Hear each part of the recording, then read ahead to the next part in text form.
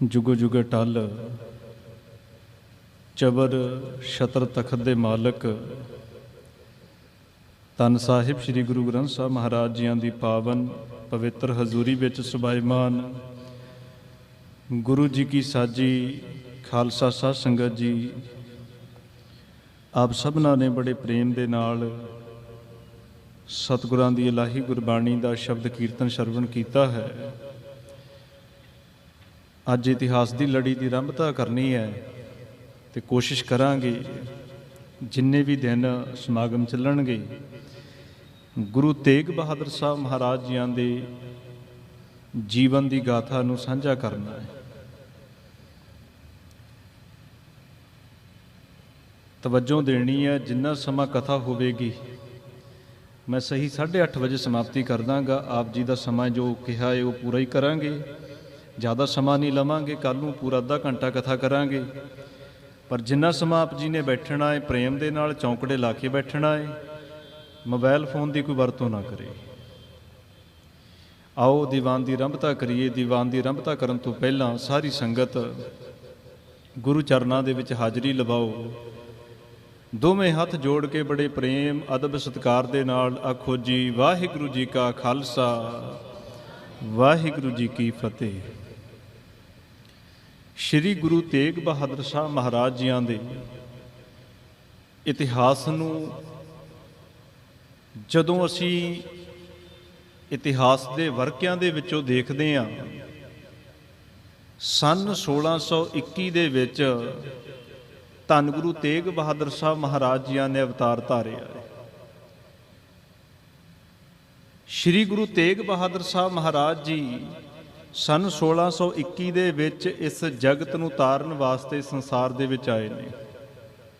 पिता गुरु हरगोबिंद साहब दे घर, जिहड़े मीरी पीरी दे मालिक ने, जिन्हां ने पहलां तो ही संसार दे विच निश्चा कीता सी कि जिहड़ा पाप है उहदी जड़ पुट्टनी है।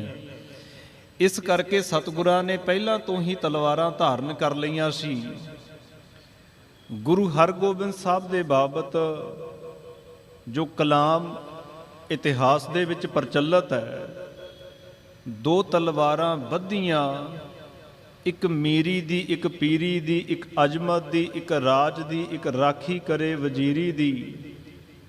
ते उत्थे एक फरमान सी, कहंदे पग तेरी की जहांगीर दी।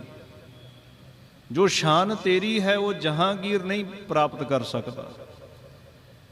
उस घर दे विच जिहड़ा घर मुगलों के तख्त नूं टक्कर दे रहा सी, जिस घर ने अकाल तख्त की रचना की सी, जिस घर दे विच 2 तलवारां पहनियां गईयां सी, उस बापू हरगोबिंद साहब दे घर माता नानकी जी दियां कुखों सतगुरां ने अवतार धारिया। गुरु हरगोबिंद साहब महाराज जियां दे 3 आनंद कारज सी। मैं थोड़ा जिहा इहदे बारे तां चानना करदा है क्योंकि ये भी एक इतिहास का तत्थ है, पर यदी विचार कदे फिर जदों 6वें पातशाह के इतिहास की व्याख्या करांगे फिर दसांगे भी 3 आनंद कारज का की कारण है। दशमेश पिता के आनंद कारजां की भी जदों गल आउंदी है भी 3 आनंद कारज सी, ते उहदी भी उदों वार्ता हुंदी है जदों इतिहास नूं फरोलिया जावे। क्योंकि साडा मेन धुरा है जिहड़ा वो गुरु तेग बहादुर साहब महाराज जियां दी शहादत है। गुरु तेग बहादुर साहब महाराज जियां ने माता नानकी जी की कुखों अवतार धारिया सी। गुरु हरगोबिंद साहब महाराज जियां दे 3 आनंद कारज सी। सब तो वड्डी पत्नी माता दमोदरी जी, फिर माता महादेवी जी, माता नानकी जी तीजे नंबर ते सी। माता नानकी जी की कुखों अवतार धारिया सी। गुरु हरगोबिंद साहब महाराज जियां दे घर दे सब तो छोटे लाल सी। गुरु हरगोबिंद साहब महाराज जियां दे सब तो निक्के पुत्र सन गुरु तेग बहादुर साहब महाराज। 1621 विच अवतार धारिया है। इन्हां तो वड्डे 4 भरा ने, इन्हां तो वड्डी एक भैन भी है। बाबा त्यागमल जी इन्हां दे सब तो वड्डे, बाबा गुरदित्ता जी सब तो वड्डे भरा ने। बाबा अणी राय जी, बाबा अटल राय जी, ਇਹਨਾਂ ਦੇ ਵੱਡੇ ਭਰਾ ਨੇ। ਬਾਬਾ ਸੂਰਜਮਲ ਜੀ ਇਹਨਾਂ ਦੇ ਵੱਡੇ ਭਰਾ ਨੇ। ਬੀਬੀ ਵੀਰੋ ਜੀ ਇਹਨਾਂ ਦੀ ਵੱਡੀ ਭੈਣ ਹੈ ਤੇ ਸਭ ਤੋਂ ਨਿੱਕੇ ਨੇ। ਤੇ ਇਹਨਾਂ ਦਾ ਬਾਲ ਅਵਸਥਾ ਦੇ ਵਿੱਚ ਜਿਹੜਾ ਨਾਮ ਸੀ ਉਹ ਸੀ ਬਾਬਾ ਤਿਆਗਮਲ। ਜਿਵੇਂ ਬਾਕੀ ਭਰਾਵਾਂ ਦੇ ਨਾਮ ਸੀ ਬਾਬਾ ਗੁਰਦਿੱਤਾ ਜੀ, ਬਾਬਾ ਸੂਰਜਮਲ ਜੀ, ਬਾਬਾ ਅਣੀ ਰਾਏ ਜੀ, ਬਾਬਾ ਅਟਲ ਰਾਏ ਜੀ, ਇਹਨਾਂ ਦਾ ਨਾਮ ਸੀ ਜਿਹੜਾ ਬਾਲ ਅਵਸਥਾ ਦਾ ਉਹ ਸੀ ਬਾਬਾ ਤਿਆਗਮਲ ਜੀ। ਛੇਵੀਂ ਭੈਣ ਹੈ ਬੀਬੀ ਵੀਰੋ ਜੀ। ਇਹ ਨਾਮ ਬਾਬਾ ਤਿਆਗਮਲ ਉਵੇਂ ਹੀ ਹੈ ਜਿਵੇਂ ਗੁਰੂ ਅੰਗਦ ਦੇ ਮਹਾਰਾਜ ਜੀਆਂ ਦਾ ਪਹਿਲਾ ਨਾਮ ਸੀ ਜਿਹੜਾ ਬਾਬਾ ਲਹਿਣਾ ਜੀ ਸੀ। ਗੁਰੂ ਰਾਮਦਾਸ ਜੀ ਦਾ ਪਹਿਲਾ ਨਾਮ ਬਾਬਾ ਜੇਠਾ ਜੀ ਸੀ। ਇਸੇ ਤਰ੍ਹਾਂ ਗੁਰੂ ਤੇਗ ਬਹਾਦਰ ਸਾਹਿਬ ਮਹਾਰਾਜ ਜੀ ਦਾ ਪਹਿਲਾ ਨਾਮ ਬਾਬਾ ਤਿਆਗਮਲ ਜੀ ਸੀ। ਤਿਆਗ ਦੀ ਮੂਰਤ ਨੇ ਤੇ ਜ਼ਿੰਦਗੀ ਦੇ ਵਿੱਚ ਤਿਆਗ ਦੇ ਧਨੀ ਹੋ ਕੇ ਰਹੇ ਸੀ। ਸਤਿਗੁਰਾਂ ਨੇ ਅੰਮ੍ਰਿਤਸਰ ਸਾਹਿਬ ਦੀ ਧਰਤੀ ਤੇ ਜਨਮ ਲਿਆ ਏ, ਅਵਤਾਰ ਧਾਰਿਆ ਏ। ਅੰਮ੍ਰਿਤਸਰ ਬਹੁਤ ਵੱਡਾ ਸ਼ਹਿਰ ਹੈ, ਪਰ ਸਾਡਾ ਜਿਹੜਾ ਧਿਆਨ ਜਾਂਦਾ ਹੈ ਹਮੇਸ਼ਾ ਜਦੋਂ ਜਾਏਗਾ ਉਹ ਹਰਿਮੰਦਰ ਸਾਹਿਬ ਦੀਆਂ ਜੂਹਾਂ ਦੇ ਵਿੱਚ ਚਲਿਆ ਜਾਂਦਾ ਹੈ। ਪਰ ਇਸ ਤੋਂ ਇਲਾਵਾ ਵੀ ਕਈ ਸਥਾਨ ਨੇ। ਗੁਰੂ ਤੇਗ ਬਹਾਦਰ ਸਾਹਿਬ ਮਹਾਰਾਜ ਜੀਆਂ ਨੇ ਜਿਸ ਸਥਾਨ ਤੇ ਜਨਮ ਲਿਆ, ਪ੍ਰਕਾਸ਼ ਹੋਇਆ, ਉਸ ਸਥਾਨ ਦਾ ਨਾਮ ਹੈ ਗੁਰੂ ਕੇ ਮਹਿਲ। ਅੰਮ੍ਰਿਤਸਰ ਦੇ ਵਿੱਚ ਹੀ ਇਹ ਗੁਰਦੁਆਰਾ ਸਾਹਿਬ ਹੈ। ਗੁਰੂ ਕੇ ਮਹਿਲ ਅੰਮ੍ਰਿਤਸਰ ਦੀ ਸੀਮਾ ਦੇ ਅੰਦਰ ਹੈ, ਜਿੱਥੇ ਸਤਿਗੁਰਾਂ ਨੇ ਅਵਤਾਰ ਧਾਰਿਆ ਸੀ। ਬਾਲ ਅਵਸਥਾ ਦੇ ਵਿੱਚ ਸਤਿਗੁਰੂ ਤਿਆਗ ਦੀ ਮੂਰਤ ਸਨ। ਜੀਵਨ ਦੇ ਵਿੱਚ ਇਤਿਹਾਸ ਲਿਖਦਾ ਏ, ਕਹਿੰਦੇ ਜਦੋਂ ਵੀ ਧੰਨ ਸ਼੍ਰੀ ਗੁਰੂ ਤੇਗ ਬਹਾਦਰ ਸਾਹਿਬ ਮਹਾਰਾਜ, ਮੈਂ ਨਾਮ ਤੇਗ ਬਹਾਦਰ ਤਾਂ ਵਰਤਦਾ ਏ ਕਿਉਂਕਿ ਅਸੀਂ ਸ਼ਹਾਦਤ ਨੂੰ ਮੁੱਖ ਰੱਖ ਕੇ ਬੈਠੇ ਹਾਂ, ਤੇ ਸ਼ਹਾਦਤ ਹੈ ਜਿਹੜੀ ਉਹ ਧੰਨ ਗੁਰੂ ਤੇਗ ਬਹਾਦਰ ਸਾਹਿਬ ਮਹਾਰਾਜ ਦੀ ਹੋਈ ਹੈ। ਜੇ ਅੱਜ ਪ੍ਰਕਾਸ਼ ਪੁਰਬ ਮਨਾਉਂਦੇ ਹੁੰਦੇ ਫਿਰ ਮੈਂ ਬਾਬਾ ਤਿਆਗਮਲ ਨਾਮ ਵਰਤਦਾ, ਕਿਉਂਕਿ ਜਨਮ ਪ੍ਰਕਾਸ਼ ਉਹਦੇ ਨਾਲ ਤਿਆਗਮਲ ਨਾਮ ਜੁੜਿਆ ਏ, ਪਰ ਸ਼ਹਾਦਤ ਦੇ ਨਾਲ ਤੇਗ ਬਹਾਦਰ ਨਾਮ ਜੁੜਿਆ ਏ। ਇਤਿਹਾਸ ਦੀ ਕਲਮ ਨੇ ਜਿਵੇਂ ਲਿਖਿਆ ਏ, ਕਹਿੰਦੇ ਸਗਲ ਸ੍ਰਿਸ਼ਟ ਪਹਿ ਢਾਕੀ ਚਾਦਰ, ਪ੍ਰਗਟੇ ਜਬ ਗੁਰੂ ਤੇਗ ਬਹਾਦਰ। ਇੱਥੋਂ ਤੱਕ ਲਿਖਿਆ ਹੈ, ਕਹਿੰਦੇ ਤਿਲਕ ਜੰਜੂ ਰਾਖਾ ਪ੍ਰਭ ਤਾਕਾ, ਕੀਨੋ ਕਲੂ ਵੱਡੋ ਮਹਿ ਸਾਕਾ। ਕਲਯੁਗ ਦੇ ਵਿੱਚ ਵੱਡਾ ਸਾਕਾ ਕਰਨ ਵਾਲੇ ਵੀ ਗੁਰੂ ਤੇਗ ਬਹਾਦਰ ਸਾਹਿਬ ਮਹਾਰਾਜ ਨੇ, ਜਿਨ੍ਹਾਂ ਨੇ ਸੰਸਾਰ ਦੇ ਅੰਦਰ ਡੁੱਬਦੇ ਧਰਮ ਨੂੰ ਮੋਢਾ ਲਾਇਆ ਸੀ।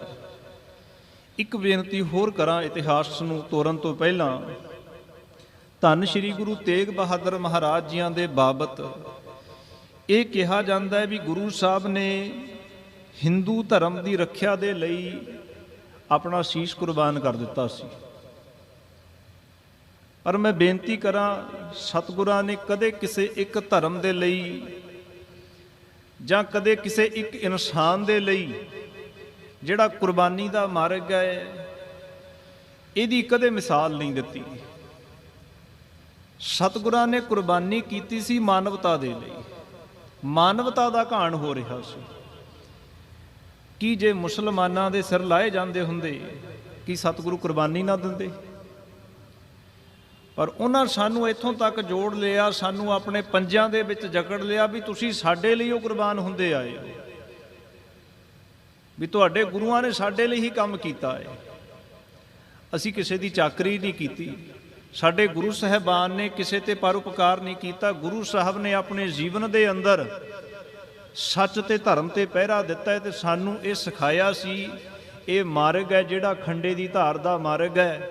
ਜੇ ਤੁਰਨਾ ਹੋਇਆ ਤੇ ਆ ਜਿਓ, ਜੋ ਤੋ ਪ੍ਰੇਮ ਖਿਲਣ ਕਾ ਚਾਓ, ਸਿਰ ਧਰ ਤਲੀ ਗਲੀ ਮੇਰੀ ਆਓ। ਪਰ ਸਤਿਗੁਰੂ ਆਖਦੇ ਨੇ, ਇਤ ਮਾਰਗ ਪੈਰ ਧਰੀਜੈ, ਸਿਰ ਦੀਜੈ, ਕਾਣ ਨਾ ਕੀਜੈ। ਗੁਰੂ ਤੇਗ ਬਹਾਦਰ ਸਾਹਿਬ ਮਹਾਰਾਜ ਸੱਚੇ ਪਾਤਸ਼ਾਹ, ਇਤਿਹਾਸ ਨੇ ਜਿਵੇਂ ਲਿਖਿਆ ਹੈ, ਹੁਣ ਇਹ ਧਿਆਨ ਦੇ ਵਿੱਚ ਰੱਖਿਓ। ਮੈਂ ਦੁਬਾਰਾ ਬੇਨਤੀ ਨਹੀਂ ਕਰਨੀ, ਕਿਉਂਕਿ ਫਿਰ ਕਈ ਵਾਰ ਇੱਦਾਂ ਹੁੰਦਾ ਵੀ ਕਿਸੇ ਧਰਮ ਨੂੰ ਟਾਰਗੇਟ ਕਰਕੇ ਬੋਲਿਆ ਜਾ ਰਿਹਾ ਹੈ। ਮੇਰਾ ਕੋਈ ਮਕਸਦ ਨਹੀਂ। ਸਾਰੇ ਧਰਮ ਸਤਿਕਾਰਯੋਗ ਨੇ, ਹਰ ਇੱਕ ਦਾ ਮਜ਼ਹਬ ਸਤਿਕਾਰਯੋਗ ਹੈ, ਪਰ ਮੇਰੇ ਗੁਰੂ ਤੇਗ ਬਹਾਦਰ ਸਾਹਿਬ ਮਹਾਰਾਜ ਜੀਆਂ ਨੇ ਮਾਨਵਤਾ ਦੇ ਲਈ ਕੁਰਬਾਨੀ ਕੀਤੀ ਹੈ। ਮਾਨਵਤਾ ਦਾ ਲਹੂ ਡੁੱਲ ਰਿਹਾ ਸੀ। ਇਤਿਹਾਸ ਲਿਖਦਾ ਏ, ਜੇ ਗੁਰੂ ਨਾਨਕ ਦੀ ਜੋਤ ਨੇ 9ਵੇਂ ਜਾਮੇ ਦੇ ਵਿੱਚ ਤਿਲਕ ਜੰਜੂ ਦੀ ਰੱਖਿਆ ਕੀਤੀ ਹੈ, ਤੇ ਇਹ ਵੀ ਗੱਲ ਯਾਦ ਰੱਖਿਓ, 9ਵੇਂ ਜਾਮੇ ਵਿੱਚ ਤਿਲਕ ਜੰਜੂ ਦੀ ਰੱਖਿਆ ਕਰਨ ਵਾਲੀ ਗੁਰੂ ਨਾਨਕ ਦੀ ਜੋਤ ਨੇ 9 ਵਰਿਆਂ ਦੀ ਉਮਰ ਦੇ ਵਿੱਚ ਇਹ ਜੰਜੂ ਪਹਿਨਿਆ ਵੀ ਨਹੀਂ ਸੀ। ਗੱਜ ਕੇ ਆਖੋ ਸਤਨਾਮ। ਇਹ ਜੰਜੂ ਨਾਲ ਸਾਡਾ ਪਿਆਰ ਨਹੀਂ ਹੈ। ਮਸਲਾ ਇਹ ਸੀ, ਮਾਨਵਤਾ ਦਾ ਲਹੂ ਡੁੱਲ ਰਿਹਾ ਸੀ। ਸਤਿਗੁਰਾਂ ਨੇ ਮਾਨਵਤਾ ਦੇ ਲਹੂ ਡੁੱਲ ਦੇ ਅੱਗੇ ਆਪਣਾ ਸੀਸ ਭੇਂਟ ਕੀਤਾ ਸੀ, ਕੁਰਬਾਨ ਕੀਤਾ ਸੀ। ਸਾਡਾ ਕਿਸੇ ਦੇ ਧਰਮ ਚਿੰਨ੍ਹਾਂ ਨਾਲ ਪ੍ਰੇਮ ਨਹੀਂ, ਪ੍ਰੇਮ ਤਾਂ ਸਾਡਾ ਆਪਣੇ ਮਜ਼ਹਬ ਦੇ ਨਾਲ, ਆਪਣੇ ਧਰਮ ਦੇ ਨਾਲ ਹੈ। ਜਿਹੜਾ ਕੁਰਬਾਨੀਆਂ ਦੇ ਨਾਲ ਸਾਡਾ ਭਰਿਆ ਇਤਿਹਾਸ ਹੈ, ਪ੍ਰੇਮ ਸਾਡਾ ਉਹਦੇ ਨਾਲ ਹੈ। ਸਾਨੂੰ ਆਪਣੀ ਰਹਿਣੀ ਤੇ ਰਹਿਤ ਵਿੱਚ ਬੜੇ ਪਰਪੱਕ ਰਹਿਣਾ ਚਾਹੀਦਾ ਹੈ। ਖੈਰ, ਮੈਂ ਬੇਨਤੀ ਕਰਾਂ, ਮਾਨਵਤਾ ਦੇ ਰੱਖਿਅਕ ਨੇ ਸਤਿਗੁਰੂ ਤਿਲਕ ਜੰਜੂ ਦੀ ਰੱਖਿਆ ਕੀਤੀ ਹੈ, ਕਿਉਂਕਿ ਮਾਨਵਤਾ ਦਾ ਲਹੂ ਡੁੱਲ ਰਿਹਾ ਸੀ। ਇਹ ਯਾਦ ਰੱਖਣਾ। ਸ਼੍ਰੀ ਗੁਰੂ ਤੇਗ ਬਹਾਦਰ ਸਾਹਿਬ ਮਹਾਰਾਜ ਜੀਆਂ ਦੀ ਜਦੋਂ ਬਾਲ ਲੀਲਾ ਪੜ੍ਹੀ ਹੈ, ਸ਼੍ਰੀ ਗੁਰੂ ਤੇਗ ਬਹਾਦਰ ਸਾਹਿਬ ਮਹਾਰਾਜ ਕਹਿੰਦੇ ਜਦੋਂ ਆਪਣੇ ਪਿਤਾ ਗੁਰੂ ਹਰਗੋਬਿੰਦ ਸਾਹਿਬ ਮਹਾਰਾਜ ਜੀਆਂ ਦੇ ਦੀਵਾਨ ਵਿੱਚ ਜਾ ਕੇ ਬਹਿੰਦੇ ਸੀ, ਸਦਾ ਹੀ ਨੀਵੀਂ ਪਾ ਕੇ ਬੈਠਦੇ ਸੀ। ਕਦੇ ਨੇਤਰ ਉੱਚੇ ਕਰਕੇ ਨਹੀਂ ਸੀ ਬੈਠਦੇ, ਨੀਵੀਂ ਪਾ ਕੇ ਬੈਠਣਾ। ਤੇ ਜਦੋਂ ਕਦੇ ਕਿਸੇ ਨੇ ਪੁੱਛਣਾ ਵੀ ਤੁਸੀਂ ਹਮੇਸ਼ਾ ਨੇਤਰ ਨੀਵੇਂ ਕਰਕੇ ਬੈਠਦੇ ਹੋ, ਤੁਸੀਂ ਨੇਤਰ ਉੱਚੇ ਕਿਉਂ ਨਹੀਂ ਕਰਦੇ, ਤੇ ਧੰਨ ਗੁਰੂ ਤੇਗ ਬਹਾਦਰ ਸਾਹਿਬ ਮਹਾਰਾਜ ਬਾਲ ਅਵਸਥਾ ਦੇ ਵਿੱਚ ਬਾਲਾ ਪ੍ਰੀਤਮ ਇੱਕ ਫਰਮਾਨ ਕਰਦੇ ਹੁੰਦੇ ਸੀ। ਕਹਿੰਦੇ ਮੈਨੂੰ ਪਤਾ ਲੱਗਦਾ ਰਹਿੰਦਾ ਹੈ ਵੀ ਮੇਰੇ ਅੰਦਰ ਬਹੁਤ ਕੁਝ ਹੈ ਹਲੇ। ਇਹ ਜਿਹੜਾ ਮਨ ਹੈ, ਜਦੋਂ ਗੁਰੂ ਪਿਤਾ ਬਚਨ ਕਰਦੇ ਨੇ ਤੇ ਮੈਂ ਸੋਚਦਾ ਰਹਿਣਾ ਮੇਰੇ ਮਨ ਦੇ ਵਿੱਚ ਕਿਹੜੀ ਬੁਰਾਈ ਹੈ। ਮੈਂ ਆਪਣੇ ਆਪ ਨੂੰ ਦੇਖਦਾ, ਮੈਂ ਕਿਸੇ ਨੂੰ ਨਹੀਂ ਵੇਖਦਾ। ਇਤਿਹਾਸ ਸਤਿਗੁਰਾਂ ਦਾ ਸਾਨੂੰ ਇਹ ਸਿਖਾਉਂਦਾ ਹੈ ਵੀ ਪਹਿਲਾਂ ਆਪਣੇ ਆਪ ਦੀ ਪਹਿਚਾਣ ਕਰ ਲੈ, ਤੇਰੇ ਅੰਦਰ ਕੀ ਹੈ। ਜਿਹੜਾ ਮਨ ਹੈ ਉਹ ਮੈਲਾ ਹੋ ਚੁੱਕਿਆ ਏ, ਤੇ ਹਜ਼ੂਰ ਦੀ ਬਾਣੀ ਨੇ ਫਰਮਾਨ ਕੀਤਾ ਏ, ਜਨਮ ਜਨਮ ਕੀ ਇਸ ਮਨ ਕੋ ਮਲ ਲਾਗੀ, ਕਾਲਾ ਹੁਆ ਸਿਆ, ਖੰਨਲੀ ਧੋਤੀ ਉਜਲੀ ਨਾ ਹੋਵਈ, ਜੇ ਸੋ ਧੋਵਣ ਪਾ। ਇਹ ਮਨ ਇੰਨਾ ਮੈਲਾ ਹੋਇਆ ਏ, ਕਹਿੰਦੇ ਜਿਵੇਂ ਖੰਨਲੀ ਹੋਵੇ। ਖੰਨਲੀ ਇੱਕ ਕੱਪੜਾ ਹੁੰਦਾ ਏ, ਜੇ ਕਦੇ ਤੁਹਾਡਾ ਵਾਹ ਪਿਆ ਹੋਵੇ ਤੇ ਪਤਾ ਹੋਵੇਗਾ ਸਰਸੋਂ ਦੇ ਨਿੱਕੇ ਨਿੱਕੇ ਦਾਣੇ ਹੁੰਦੇ ਨੇ, ਤੇ ਕੋਲੂ ਤੇ ਲਿਜਾ ਕੇ ਸਰਸੋਂ ਦੇ ਦਾਣਿਆਂ ਨੂੰ ਰਗੜਿਆ ਜਾਂਦਾ, ਕੋਲੂ ਦੇ ਵਿੱਚ ਪੀੜਿਆ ਜਾਂਦਾ ਹੈ, ਤੇ ਉਹਨੂੰ ਪੀੜ ਕੇ ਉਹਦਾ ਤੇਲ ਕੱਢਿਆ ਜਾਂਦਾ ਹੈ। ਤੇ ਜਦੋਂ ਉਹ ਤੇਲ ਕੱਢ ਲਿਆ ਜਾਂਦਾ ਹੈ, ਫਿਰ ਜਿਹੜਾ ਕੋਲੂ ਹੁੰਦਾ ਉਹਨੂੰ ਜਿਹੜੇ ਕੱਪੜੇ ਦੇ ਨਾਲ ਸਾਫ਼ ਕਰਦੇ ਆ, ਉਹਨੂੰ ਕਲੀਨ ਕਰਦੇ ਆ, ਉਹਨੂੰ ਖੰਨਲੀ ਆਖਿਆ ਜਾਂਦਾ ਹੈ। ਉਹ ਕੋਲੂ ਨੂੰ ਸਾਰਾ ਸਾਫ਼ ਕਰ ਲਿਆ ਜਾਂਦਾ ਹੈ, ਫਿਰ ਉਹਨੂੰ ਰੱਖ ਦਿੱਤਾ ਜਾਂਦਾ ਕੱਪੜੇ ਨੂੰ। ਦੂਜੀ ਵਾਰ ਫਿਰ ਸਰੋਂ ਦੀ ਕਹਾਣੀ ਕੱਢੀ ਜਾਂਦੀ ਹੈ, ਸਰਸੋਂ ਨੂੰ ਪੀੜਿਆ ਜਾਂਦਾ, ਤੇਲ ਕੱਢਿਆ, ਫਿਰ ਕੋਲੂ ਸਾਫ਼ ਕੀਤਾ ਜਾਂਦਾ ਹੈ। ਉਹਦੇ ਰੋਮ ਦੇ ਵਿੱਚ ਜਿਹੜੀ ਚਿਕਨਾਹਟ ਹੁੰਦੀ ਹੈ ਉਹ ਵੱਢ ਜਾਂਦੀ ਹੈ। ਫਿਰ ਉਹਨੂੰ ਭਾਵੇਂ ਜਿੰਨੀ ਮਰਜ਼ੀ ਸਰਫ ਪਾ ਕੇ ਧੋ ਲਿਓ, ਉਹ ਕਦੇ ਨਿਖਰਦਾ ਨਹੀਂ ਹੈਗਾ, ਉਹ ਕਦੇ ਉਜਵਲ ਨਹੀਂ ਹੁੰਦਾ ਹੈਗਾ। ਸਤਿਗੁਰੂ ਆਖਦੇ ਨੇ ਤੇਰਾ ਮਨ ਖੰਨਲੀ ਬਣ ਚੁੱਕਿਆ ਹੈ। ਜਨਮ ਜਨਮ ਕੀ ਇਸ ਮਨ ਕੋ ਮਲ ਲਾਗੀ, ਮਨ ਮੈਲਾ ਹੈ। ਗੁਰੂ ਤੇਗ ਬਹਾਦਰ ਸਾਹਿਬ ਮਹਾਰਾਜ ਜਦੋਂ ਬਾਲ ਅਵਸਥਾ ਦੇ ਵਿੱਚ ਸਨ, ਸਤਿਗੁਰੂ ਸੰਦੇਸ਼ ਦਿੰਦੇ ਸਨ, ਕਹਿੰਦੇ ਮੈਂ ਨੀਵੀਂ ਇਸ ਕਰਕੇ ਪਾ ਕੇ ਰੱਖਦਾ, ਮੈਂ ਆਪਣੇ ਅੰਦਰ ਵੇਖਦਾ ਰਹਿਣਾ ਤੇਰੇ ਅੰਦਰ ਵੀ ਕੋਈ ਚੰਗਿਆਈ ਹੈ ਕਿ ਨਹੀਂ ਹੈ, ਤੇਰੇ ਅੰਦਰ ਕਿਹੜੀ ਬੁਰਾਈ ਹੈ। ਗੁਰੂ ਪਿਤਾ ਦੇ ਹੁਕਮਾਂ ਦੇ ਨਾਲ, ਗੁਰੂ ਪਿਤਾ ਦੇ ਬਚਨਾਂ ਦੇ ਨਾਲ ਮੈਂ ਉਸ ਬੁਰਾਈ ਨੂੰ ਅੰਦਰੋਂ ਕੱਢਣ ਦੀ ਕੋਸ਼ਿਸ਼ ਕਰਦਾ, ਇਸ ਕਰਕੇ ਮੈਂ ਨੀਵੀਂ ਪਾ ਕੇ ਬੈਠਦਾ। 1621 ਦੇ ਵਿੱਚ ਸਤਿਗੁਰਾਂ ਨੇ ਅਵਤਾਰ ਧਾਰਿਆ ਸੀ। ਕਹਿੰਦੇ ਕੁਝ ਸਾਲਾਂ ਦੇ ਵਿੱਚ ਜਿਹੜੇ ਸਭ ਤੋਂ ਵੱਡੇ ਭਰਾ ਸੀ ਬਾਬਾ ਗੁਰਦਿੱਤਾ ਜੀ, ਇਹਨਾਂ ਦਾ ਆਨੰਦ ਕਾਰਜ ਸੀ। ਜਦੋਂ ਬਾਬਾ ਗੁਰਦਿੱਤਾ ਜੀ ਦੀ ਜੰਝ ਚੜ੍ਹੀ ਸੀ ਤੇ ਉਦੋਂ ਇਹ ਬਾਲ ਅਵਸਥਾ ਦੇ ਵਿੱਚ ਸਨ। ਧੰਨ ਗੁਰੂ ਤੇਗ ਬਹਾਦਰ ਸਾਹਿਬ ਮਹਾਰਾਜ ਵੱਡੇ ਭਰਾ ਦੀ ਜੰਝ ਚੜ੍ਹੇ ਸੀ। ਹੁਣ ਆਖਰਕਾਰ ਗੁਰੂ ਹਰਗੋਬਿੰਦ ਸਾਹਿਬ ਮਹਾਰਾਜ ਮੀਰੀ ਪੀਰੀ ਦੇ ਮਾਲਕ, ਉਹਨਾਂ ਦਾ ਪਰਿਵਾਰ ਹੈ ਤੇ ਉਹਨਾਂ ਦੇ ਬਾਲ ਨੇ, ਤੇ ਸਾਰੇ ਬੱਚਿਆਂ ਨੂੰ ਤਿਆਰ ਕੀਤਾ ਗਿਆ। ਬੜੇ ਸੁੰਦਰ ਤੇ ਬੜੇ ਕੀਮਤੀ ਵਸਤਰ ਪਹਿਨਾਏ ਗਏ। ਤੇ ਧੰਨ ਗੁਰੂ ਤੇਗ ਬਹਾਦਰ ਸ਼ਾਹ ਮਹਾਰਾਜ ਨੂੰ ਵੀ ਬੜੇ ਕੀਮਤੀ ਵਸਤਰ ਪਹਿਨਾਏ ਗਏ। ਕਹਿੰਦੇ ਜਦੋਂ ਜੰਝ ਦਾ ਢੁਕਾ ਹੋਇਆ ਤੇ ਧੰਨ ਗੁਰੂ ਤੇਗ ਬਹਾਦਰ ਸ਼ਾਹ ਮਹਾਰਾਜ ਦੇ ਨੇਤਰਾਂ ਨੂੰ ਇੱਕ ਬੱਚਾ ਭਾ ਗਿਆ। ਬੱਚਾ ਬੜਾ ਗਰੀਬ ਸੀ, ਤਨ ਦੇ ਉੱਪਰ ਕੋਈ ਵਸਤਰ ਨਹੀਂ ਸੀ, ਲੋੜਵੰਦ ਬੱਚਾ ਸੀ। ਐਸੀ ਤਿਆਗ ਦੀ ਮੂਰਤ ਸਨ। ਕਹਿੰਦੇ ਆਪਣੇ ਤਨ ਦੇ ਉੱਪਰ ਪਹਿਨੇ ਹੋਏ ਵਸਤਰ ਜਿਹੜੇ ਵੱਡੇ ਭਰਾ ਦੀ ਜੰਝ ਦੇ ਉੱਪਰ ਵਸਤਰ ਪਹਿਨ ਕੇ ਗਏ ਸੀ, ਆਪਣੇ ਤਨ ਤੋਂ ਉਤਾਰ ਕੇ ਉਹਨੂੰ ਪਹਿਨਾ ਦਿੱਤੇ ਸੀ। ਜਦੋਂ ਮਾਂ ਨਾਨਕੀ ਨੇ ਆ ਕੇ ਪੁੱਛਣਾ ਕੀਤਾ, ਪੁੱਤਰ ਤੇਰੇ ਵਸਤਰ ਕਿੱਥੇ ਨੇ? ਤੇ ਧੰਨ ਗੁਰੂ ਤੇਗ ਬਹਾਦਰ ਸ਼ਾਹ ਮਹਾਰਾਜ ਨੇ ਫਰਮਾਨ ਕੀਤਾ ਸੀ, ਮਾਂ ਕੋਈ ਮੇਰੇ ਤੋਂ ਵੀ ਵੱਧ ਜ਼ਰੂਰਤਮੰਦ ਆ ਗਿਆ ਸੀ, ਮੈਂ ਉਹਨੂੰ ਦੇ ਦਿੱਤੇ ਨੇ। ਗੱਜ ਕੇ ਆਖੋ ਸਤਨਾਮ। ਜ਼ਰੂਰਤ ਮੈਨੂੰ ਵੀ ਸੀ ਆਪਣਾ ਤਨ ਕੱਜਣ ਵਾਸਤੇ, ਪਰ ਉਹ ਮੇਰੇ ਤੋਂ ਵੀ ਜ਼ਿਆਦਾ ਜ਼ਰੂਰਤਮੰਦ ਸੀ, ਇਸ ਕਰਕੇ ਮੈਂ ਆਪਣੇ ਵਸਤਰ ਉਹਨੂੰ ਦੇ ਦਿੱਤੇ ਨੇ। ਬਾਲ ਅਵਸਥਾ ਤੋਂ ਹੀ ਤਿਆਗ ਦੀ ਮੂਰਤ ਨੇ। ਜਦੋਂ ਥੋੜੇ ਜਿਹੇ ਜਵਾਨੀ ਪਹਿਰ ਦੇ ਵਿੱਚ ਆਏ, ਇਤਿਹਾਸ ਨੇ 13-14 ਸਾਲਾਂ ਦੀ ਉਮਰ ਲਿਖੀ ਹੈ, ਗੁਰੂ ਤੇਗ ਬਹਾਦਰ ਸ਼ਾਹ ਮਹਾਰਾਜ ਜੀਆਂ ਦੀ ਹੋਈ। ਉਦੋਂ ਅੰਬਾਲੇ ਦੇ ਲਾਗੇ ਪਿੰਡ ਪੈਂਦਾ ਲਖਨੌਰ, ਅੱਜ ਕੱਲ੍ਹ ਉਹਨੂੰ ਅਸੀਂ ਲਖਨੌਰ ਸਾਹਿਬ ਕਹਿੰਦੇ ਹਾਂ। ਲਖਨੌਰ ਸਾਹਿਬ ਦੇ ਬਾਪੂ ਲਾਲ ਚੰਦ ਜੀਆਂ ਦੀ ਸਪੁੱਤਰੀ ਮਾਤਾ ਗੁਜਰੀ ਜੀ ਦੇ ਨਾਲ ਇਹਨਾਂ ਦਾ ਆਨੰਦ ਕਾਰਜ ਹੋਇਆ ਸੀ। 13-14 ਸਾਲਾਂ ਦੀ ਉਮਰ ਸੀ ਉਸ ਵਕਤ ਗੁਰੂ ਤੇਗ ਬਹਾਦਰ ਸ਼ਾਹ ਮਹਾਰਾਜ ਜੀਆਂ ਦੀ। ਤੇ ਗੁਰੂ ਤੇਗ ਬਹਾਦਰ ਸ਼ਾਹ ਮਹਾਰਾਜ ਜੀ ਸਨ ਜਿਹੜੇ ਆਨੰਦ ਕਾਰਜ ਹੋਇਆ 13-14 ਵਰ੍ਹਿਆਂ ਦੀ ਉਮਰ ਦੇ ਵਿੱਚ। ਪਰ ਇਤਿਹਾਸ ਨੇ ਲਿਖਿਆ ਹੈ, ਇਹ ਇਤਿਹਾਸ ਦੀ ਬੜੀ ਅਟੱਲ ਸੱਚਾਈ ਹੈ। ਕਹਿੰਦੇ 32 ਸਾਲ ਇਹਨਾਂ ਦੇ ਘਰ ਦੇ ਵਿੱਚ ਔਲਾਦ ਨਹੀਂ ਸੀ ਹੋਈ, ਪਰ ਲੋਕੀ ਆ ਕੇ ਕਹਿੰਦੇ ਸੀ ਵੀ ਤੁਸੀਂ ਇਹ ਦਾਨ ਕਰ ਲਓ, ਇਹ ਪੁੰਨ ਕਰ ਲਓ, ਇਹ ਢਾਲਾ ਕਰ ਲਓ, ਤਰਬੈਣੀ ਦਾ ਇਸ਼ਨਾਨ ਕਰ ਲਓ। ਕੋਈ ਕਹਿੰਦਾ ਸੀ ਕੋਈ ਧਰਮ ਕਰਮ ਕਰ ਲਓ। ਪਰ ਧੰਨ ਗੁਰੂ ਤੇਗ ਬਹਾਦਰ ਸਾਹਿਬ ਤੇ ਮਾਤਾ ਗੁਜਰੀ ਜੀ ਇੱਕ ਗੱਲ ਆਖਦੇ ਸਨ, ਕਹਿੰਦੇ ਜੇ ਉਹਦੀ ਰਜ਼ਾ ਹੋਈ ਤੇ ਦਾਤ ਮਿਲੇਗੀ, ਜੇ ਉਹਦੀ ਰਜ਼ਾ ਦੇ ਵਿੱਚ ਨਹੀਂ ਤੇ ਅਸੀਂ ਉਹਦੀ ਰਜ਼ਾ ਦੇ ਵਿੱਚ ਰਾਜ਼ੀ ਬੈਠੇ ਹਾਂ। ਗੱਜ ਕੇ ਆਖੋ ਸਤਨਾਮ। ਅਸੀਂ ਬੜੀ ਛੇਤੀ ਡੋਲ ਜਾਂਦੇ ਹਾਂ ਜੇ ਦਾਤ ਨਹੀਂ ਮਿਲਦੀ। ਅਸੀਂ ਜਦੇ ਜਾ ਕੇ ਗੋਡੇ ਰਗੜਨੇ ਸ਼ੁਰੂ ਕਰ ਦਿੰਦੇ ਹਾਂ, ਕਦੇ ਕੋਈ ਦੇਵੀ ਅੱਗੇ, ਕਿਸੇ ਦੇਵਤੇ ਅੱਗੇ, ਕੋਈ ਪੀਰ ਅੱਗੇ, ਕੋਈ ਮੜੀ ਤੇ, ਜਾਂ ਫਿਰ ਡੇਰਿਆਂ ਤੇ। ਪਰ ਇੰਨੀ ਗੱਲ ਯਾਦ ਰੱਖਿਓ, ਜੇ ਸਮਾਂ ਪਾ ਕੇ ਸਨ 1600 ਤਕਰੀਬਨ 34 ਦੇ ਵਿੱਚ ਇਹਨਾਂ ਦਾ ਆਨੰਦ ਕਾਰਜ ਇਤਿਹਾਸ ਦੇ ਵਿੱਚ ਲਿਖਿਆ ਮਿਲਦਾ। 34 'ਚ ਆਨੰਦ ਕਾਰਜ ਹੋਇਆ ਸੀ ਤੇ ਸਨ 1666 'ਚ ਜਾ ਕੇ ਗੁਰੂ ਗੋਬਿੰਦ ਸਿੰਘ ਮਹਾਰਾਜ ਦਾ ਜਨਮ ਹੋਇਆ ਸੀ, 32 ਸਾਲ ਬਾਅਦ। ਪਰ ਫਿਰ ਜਿਹੜੇ ਸਾਹਿਬਜ਼ਾਦੇ ਦਾ ਜਨਮ ਹੋਇਆ ਏ, ਉਹ ਵੀ ਇਤਿਹਾਸ ਦੇ ਇੱਕ ਇੱਕ ਵਰਕੇ ਤੇ ਸੋਨੇ ਦੇ ਅੱਖਰ ਛਾਪ ਕੇ ਗਿਆ ਸੀ। ਗੱਜ ਕੇ ਆਖੋ ਸਤਨਾਮ। ਗੁਰੂ ਗੋਬਿੰਦ ਸਿੰਘ ਮਹਾਰਾਜ ਦਾ ਸਾਨੀ ਕੋਈ ਨਹੀਂ ਸੀ। ਜਦੋਂ ਇੱਦਾਂ ਦੇ ਮਹਾਂਪੁਰਸ਼ਾਂ ਨੇ, ਇੱਦਾਂ ਦੀ ਮਹਾਨ ਸ਼ਖਸੀਅਤ ਨੇ ਆਉਣਾ ਹੁੰਦਾ ਏ ਤੇ ਫਿਰ ਸਮਾਂ ਤਾਂ ਲੱਗਦਾ ਹੀ ਹੁੰਦਾ ਏ। ਵਡਮੁੱਲੀ ਦਾਤ ਸੀ ਉਹਨਾਂ ਦੇ ਘਰ ਦੇ ਵਿੱਚ, ਪਰ 32 ਸਾਲ ਉਡੀਕ ਕੀਤੀ ਸੀ। ਸਬਰ ਚਾਹੀਦਾ ਹੈ, ਸੰਤੋਖ ਚਾਹੀਦਾ ਹੈ। ਗੁਰੂ ਤੇਗ ਬਹਾਦਰ ਸ਼ਾਹ ਮਹਾਰਾਜ ਜਿੰਨਾ ਜਾਂ ਮਾਤਾ ਗੁਜਰੀ ਜੀ ਜਿੰਨਾ ਸਬਰ ਕੋਈ ਨਹੀਂ ਕਰ ਸਕਦਾ। 32 ਸਾਲ ਜਿਹੜੇ ਪੁੱਤਰ ਨੂੰ ਉਡੀਕਿਆ ਹੋਵੇ ਤੇ ਉਹਦੇ ਦਰਸ਼ਨ ਵੀ ਇੰਨੇ ਸਮੇਂ ਬਾਅਦ ਕੀਤੇ। ਕਹਿੰਦੇ 4 ਸਾਲ ਉਹਦੇ ਦਰਸ਼ਨ ਹੀ ਨਹੀਂ ਸੀ ਕੀਤੇ। 4 ਸਾਲ ਆਪਣੇ ਬੱਚੇ ਦੇ ਜਨਮ ਤੇ ਦਰਸ਼ਨ ਨਹੀਂ ਸੀ ਕੀਤੇ, ਪ੍ਰਚਾਰ ਦੇ ਵਿੱਚ ਰਹੇ ਸੀ। ਸਮਾਚਾਰ ਮਿਲ ਗਿਆ ਸੀ ਘਰ ਦੇ ਵਿੱਚ ਪੁੱਤਰ ਹੋਇਆ ਏ, ਪਰ ਪੁੱਤਰ 4 ਸਾਲ ਨਹੀਂ ਦੇਖਿਆ, ਕਿਉਂਕਿ ਪ੍ਰਚਾਰ ਨੂੰ ਮਹੱਤਵ ਦਿੱਤਾ ਸੀ। ਗੁਰੂ ਨਾਨਕ ਦੇ ਘਰ ਦੀ ਬਹੁਤ ਵੱਡਮੁੱਲੀ ਜ਼ਿੰਮੇਵਾਰੀ ਮਿਲੀ ਹੋਈ ਸੀ। ਮੈਂ ਬੜੀ ਵਾਰ ਬੇਨਤੀ ਕਰਦਾ, ਸਾਡੇ 10 ਪਾਤਸ਼ਾਹੀਆਂ ਨੇ, ਸ਼੍ਰੀ ਗੁਰੂ ਨਾਨਕ ਦੇਵ ਮਹਾਰਾਜ ਜੀਆਂ ਤੋਂ ਲੈ ਕੇ ਦਸਮ ਪਿਤਾ ਗੁਰੂ ਗੋਬਿੰਦ ਸਿੰਘ ਮਹਾਰਾਜ ਤੱਕ, ਜੇ ਸ਼੍ਰੀ ਗੁਰੂ ਨਾਨਕ ਦੇਵ ਮਹਾਰਾਜ ਜੀਆਂ ਤੋਂ ਬਾਅਦ ਕਿਸੇ ਨੇ ਸਭ ਤੋਂ ਵੱਧ ਪੈਦਲ ਚੱਲ ਕੇ ਘਰ ਘਰ ਜਾ ਕੇ ਸਿੱਖੀ ਦਾ ਪ੍ਰਚਾਰ ਕਰਿਆ, ਘਰ ਘਰ ਜਾ ਕੇ ਨਾਮ ਦੀ ਚਰਚਾ ਕੀਤੀ, ਤੇ ਉਹ ਗੁਰੂ ਤੇਗ ਬਹਾਦਰ ਸਾਹਿਬ ਮਹਾਰਾਜ ਹੋਏ ਨੇ।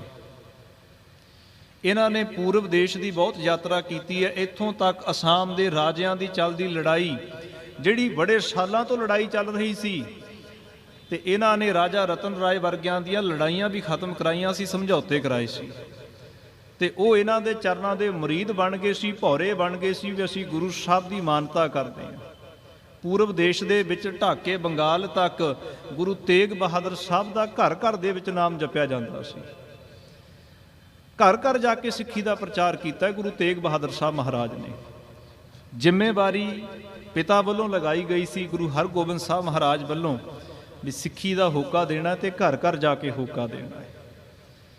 ਤੇ ਇਹਨਾਂ ਦੀ ਪਤਨੀ ਮਾਤਾ ਗੁਜਰੀ ਜੀ ਵੀ ਨਾਲ ਹੁੰਦੇ ਸਨ ਤੇ ਸਤਿਗੁਰੂ ਸਿੱਖੀ ਦਾ ਪ੍ਰਚਾਰ ਕਰਦੇ ਸਨ। ਤੇ ਇਸੇ ਸਿੱਖੀ ਦੇ ਦੌਰੇ ਦੇ ਵਿੱਚ, ਪ੍ਰਚਾਰ ਦੇ ਵਿੱਚ, ਜਦੋਂ ਗੁਰੂ ਸਾਹਿਬ ਢਾਕੇ ਬੰਗਾਲ ਅਸਾਮ ਵੱਲ ਜਾ ਰਹੇ ਸੀ ਤੇ ਪਟਨਾ ਸਾਹਿਬ ਦੇ ਵਿੱਚ ਆਪਣੇ ਪਰਿਵਾਰ ਨੂੰ ਛੱਡ ਦਿੱਤਾ ਸੀ, ਕਿਉਂਕਿ ਉਸ ਵਕਤ ਸਾਹਿਬਜ਼ਾਦੇ ਦਾ ਜਨਮ ਹੋਣਾ ਸੀ ਤੇ ਆਪ ਅਸਾਮ ਦੇ ਪ੍ਰਚਾਰ ਫੇਰੀ ਦੇ ਵਿੱਚ ਚਲੇ ਗਏ ਸੀ। ਤੇ ਪਟਨਾ ਸਾਹਿਬ ਦੇ ਵਿੱਚ ਸਾਹਿਬਜ਼ਾਦੇ ਦਾ ਜਨਮ ਹੋਇਆ ਸੀ ਗੁਰੂ ਗੋਬਿੰਦ ਰਾਏ ਜੀ ਦਾ। ਤੇ ਸਤਿਗੁਰੂ 4 ਸਾਲ ਬਾਅਦ ਵਾਪਸ ਪਰਤੇ ਸੀ, ਜਦੋਂ ਪਹਿਲੀ ਵਾਰ ਆਪਣੇ ਸਾਹਿਬਜ਼ਾਦੇ ਦਾ ਦੀਦਾਰ ਕੀਤਾ ਸੀ। ਨਹੀਂ, ਘਰ ਦੇ ਵਿੱਚ ਜਦੋਂ ਪੁੱਤਰ ਹੋਵੇ ਜਾਂ ਧੀ ਹੋਵੇ, ਜਦੋਂ ਪਹਿਲੀ ਔਲਾਦ ਹੁੰਦੀ ਹੈ ਘਰ ਦੇ ਵਿੱਚ, ਇਹ ਇਨਸਾਨ ਤੋਂ ਰਿਹਾ ਨਹੀਂ ਜਾਂਦਾ ਵੀ ਮੈਂ ਆਪਣੀ ਔਲਾਦ ਨੂੰ ਆਪਣੀ ਗੋਦ ਵਿੱਚ ਲਵਾਂ ਤੇ ਲਾਡ ਲਡਾਵਾਂ।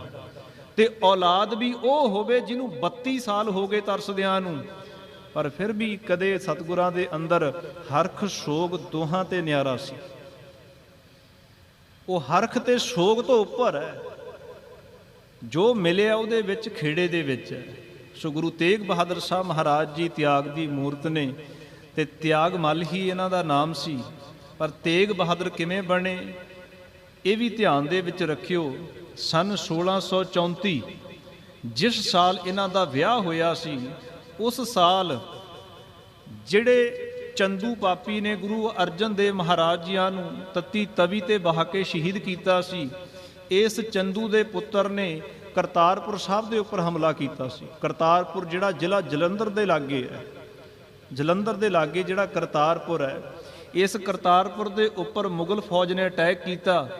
ਤੇ ਉਸ ਜਿਹੜਾ ਅਟੈਕ ਹੋਇਆ ਸੀ, ਗੁਰੂ ਹਰਗੋਬਿੰਦ ਸਾਹਿਬ ਮਹਾਰਾਜ ਜੀਆਂ ਦੇ ਵੱਲੋਂ ਗੁਰੂ ਤੇਗ ਬਹਾਦਰ ਸਾਹਿਬ ਮਹਾਰਾਜ ਆਪਣੇ ਮਿਆਨ ਦੇ ਵਿੱਚੋਂ ਤੇਗ ਕੱਢ ਕੇ ਜੰਗ ਦੇ ਮੈਦਾਨ ਦੇ ਵਿੱਚ ਜੂਝੇ ਸਨ।